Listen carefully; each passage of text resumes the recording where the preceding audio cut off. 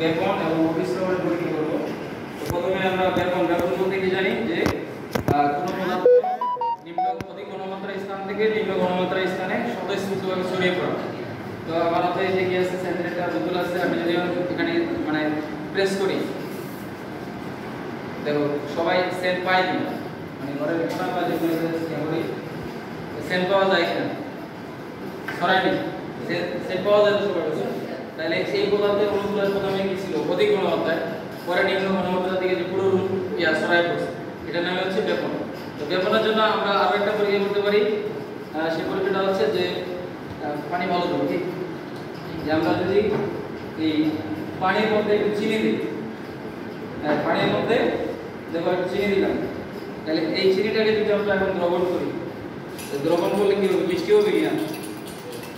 হ্যাঁ, তো এই চিনির দ্রবণটা পানির সাথে মিশে মিষ্টি হয়ে যাবে, যার মানে এটা কি হচ্ছে, এটাও বেপনের মাধ্যমে ছড়ায় পড়ছে, খাইয়া যাবে মিষ্টি করে কিনা,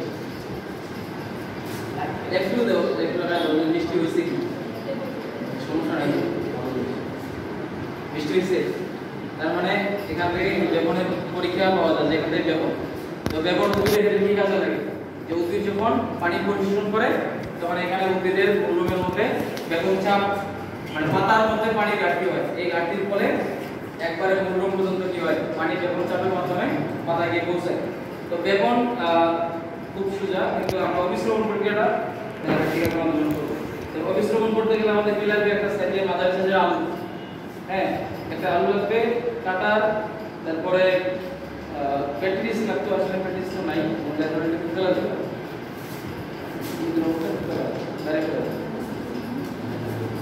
তারপরে আর লাগবে আলপিন, আর আলু ছাড়ানোর জন্য আমরা কাটা করব,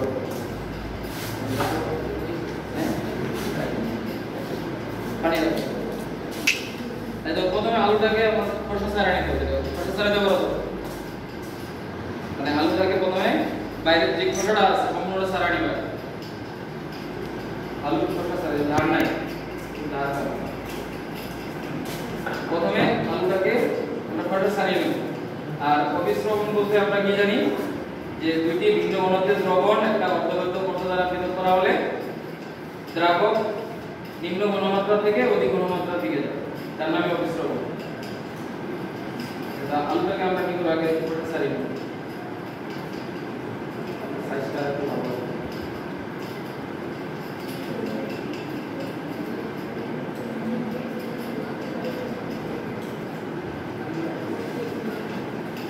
দেখো আলুটাকে খোসাটা সম্পূর্ণরূপে ছাড়াই নিতে হবে, সম্পূর্ণ খোসা।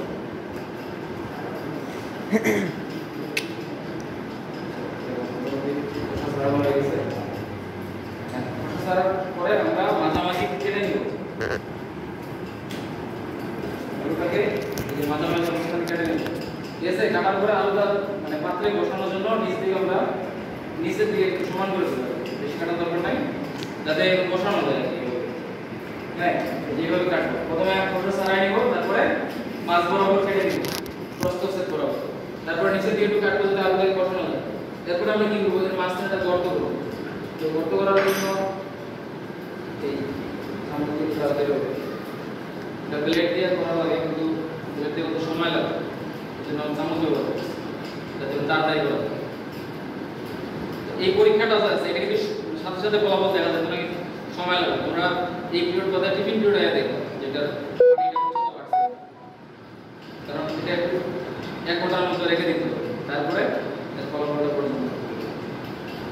আর এমন ভাবে এটাকে করতে হবে যাতে আলুটা ছিঁড়ে না যায়, ঠিক আছে। যদি ভেঙে যায় বা ছিঁড়ে যায় তাহলে কিন্তু এটা আর হবে না, এজন্য সাবধানে এই আলুর ভিতরে গর্ত করতে হবে। আর এর নাম হলো অস্মোস্কোপ, হ্যাঁ এই আলুর যে গর্তটা, যেটা আমরা পরীক্ষা করবো মিশ্রণে, এটা হচ্ছে আলু অস্মোস্কোপ, মনে রাখতে হবে। এটা কিন্তু এই পরীক্ষাটা কিন্তু প্র্যাকটিক্যালও আছে, এটা যদি ক্লাস রিলেটেড আমরা পড়াইতেছি, কিন্তু এটা কিন্তু তোমার প্র্যাকটিক্যাল মানে পরীক্ষাটা থাকবে।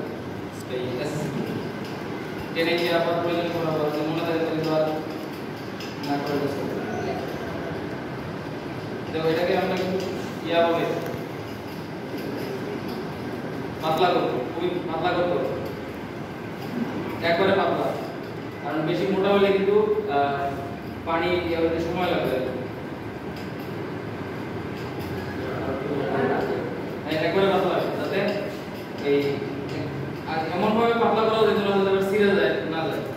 ছিঁড়ে গেলে তো শেষ, মানে নিচটা তো না ছিল, কিন্তু যাতে দেখা যায় এই দিক থেকে ওই পাশে দেখা যায় এরকম ইয়ে করবো, পাতলা করবো। এই জন্য এটা সাবধানে করতে হবে, কিন্তু এই সাবধানে যদি না করো তাহলে কিন্তু তোমার এই কসমেটিক্স নষ্ট হয়ে যাবে।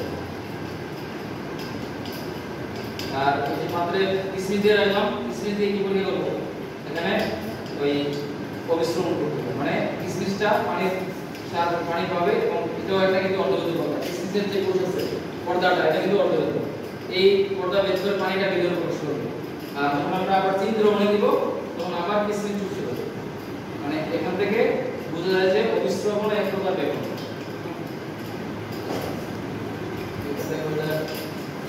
সময় লাগে।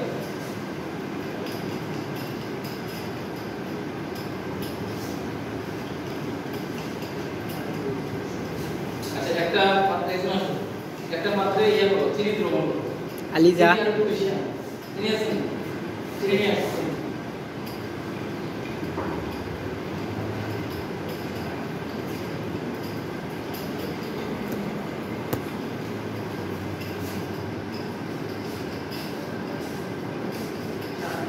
মোটামুটি গর্ত হয়ে গেছে, আর সামান্য করলে ভালো হতো। আর সামান্য পানি দিয়ে দ্রবণ করো, সামান্য পানি চামচ দিয়ে দিতে যেটা তাদের দেওয়া হয় আমি সাথে মিক্স করে।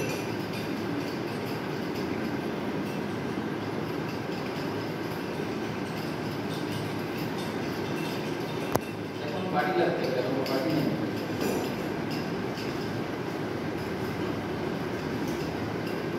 বাটি ছাড়া এখন এটা দেখো, এই যে মোটামুটি গর্ত হয়ে গেছে এবং এই পাশ থেকে ওই পাশ দেখা যায়, ঠিক আছে। আর একটু সময় নিয়ে পাতলা করতে ভালো লাগে, তাহলে আর অনেক সময় লাগে, পাতলা কম হয় সময় লাগে। এখন আর বাটি কোনো পাইছে না, বাটি আছে, একটা প্লেট, এই যে ইয়ে আছে, যে কোনো প্লেট আমরা যেটা পানি রাখা থাকে, এবং বুঝা না যেটা সেটা ভালো থাকে, বাটি বা ইয়া প্লেট বা ইয়া ডিসগুলো তাদের আছে। আচ্ছা, তাহলে এটা পাতলা করতে হবে, নিজেরা একবার ট্রাই করো। যত পাতলা হবে তত কিন্তু তোমার মিশ্রণটা তাড়াতাড়ি হবে। আর আলুর কোষ এটা এক ধরনের কি অর্ধগত পর্দা, সিলেক্টিভ মেমব্রেন, যার মধ্য দিয়ে শুধু পানি যেতে পারবে আর অন্য পদার্থ যাতায়াত করতে পারবে।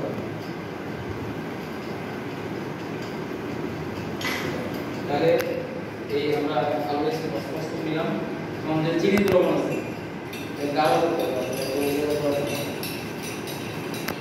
চিনিটাকে ভালোভাবে গাঢ় করতে হবে। একটু চিনি দাও, ঠিক আছে।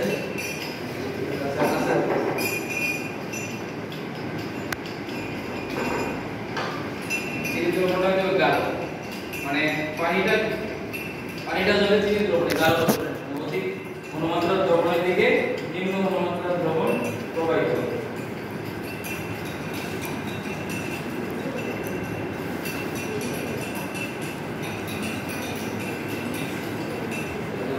এই যে চিনির যে দ্রবণ আছে,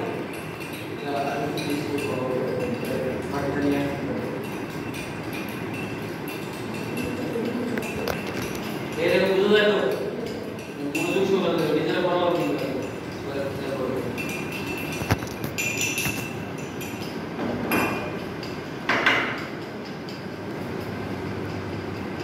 এটা যত পাতলা হবে তত ভালো, যত পাতলা করা যায় তত। তারপরে চতুর্থ পিরিয়ড করে ছবি টিভি পিরিয়ডে আইয়া দেখো যে হইছে কিনা, বেশি পেটে তো হইছে যে দেখা যায় এই থেকে দেখা যায়। তখন এর মধ্যে আমরা দেখো কি এই যে চিনি দ্রবণ আসুন, তাহলে আমরা দেখো এই যে প্লেট আছে, এই প্লেটটাতে পানি নিব, আর আলুর যে গর্তটা করছে এই গর্তের মধ্যে চিনি দ্রবণ, তাহলে চিনি দ্রবণটা গাঢ় না হালকা? গাঢ়।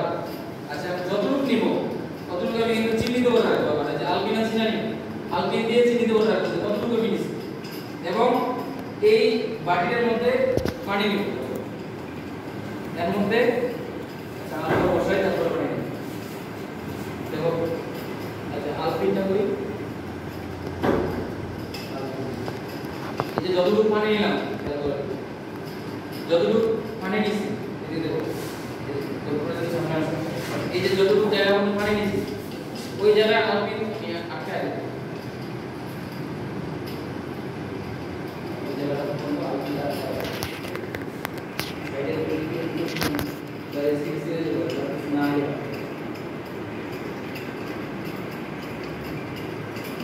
এই যে পর্যন্ত আছে পানি, ঠিক আছে? তাহলে আলপিন দিয়ে আটকায় দিলাম, দেওয়ার পরে এই পানির মধ্যে রেখে দেব এবং এর বাইরে দেব আর একটু পানি দিব, একটু পানি দিব দিয়ে রেখে দেবে। তো এইভাবে থাকবে, তাহলে কাজ শেষ। এখন এই জায়গা কি হবে? এই জায়গা তোমার এই যে পানিটা কি নিম্ন ঘনত্বের দ্রবণ আর চিনি দ্রবণটা এই গাঢ় ঘনত্বের দ্রবণ।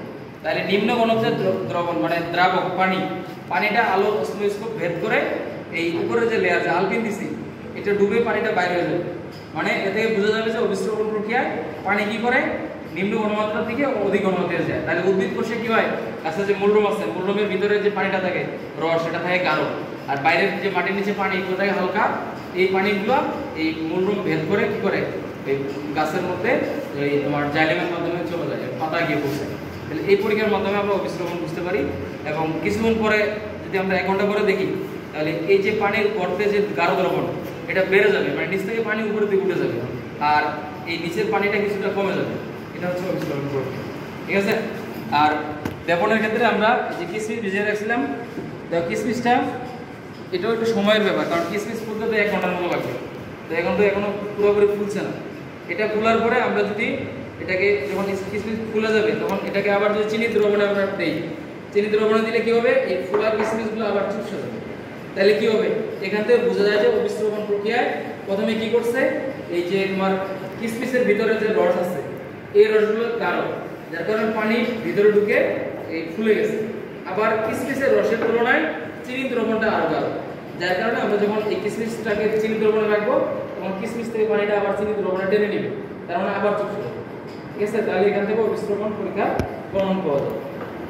তো মোটামুটি এগুলি অবিশ্রবণ পরীক্ষা। আর এখন নিজেরা করো, ভালো আছে না? নিজেরা করো। আর এটা পর্যবেক্ষণ করবে যে ইয়া দিয়ে গেছে, এটা 1 ঘন্টা পরে পর্যবেক্ষণ করবে।